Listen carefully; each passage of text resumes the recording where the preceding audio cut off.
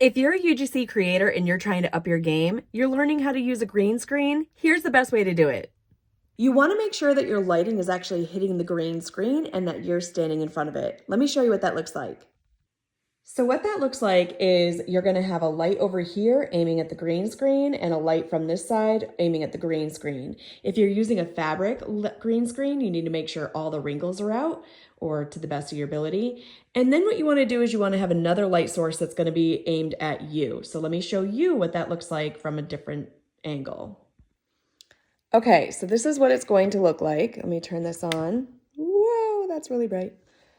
All right, so we've got our lights aimed at the green screen behind us. Don't mind the shiny shirt, that was not planned. But as you can see, if I start backing up, that light is now hitting me. That's not good. You wanna make sure that you are standing in front of that light and that the light is behind you.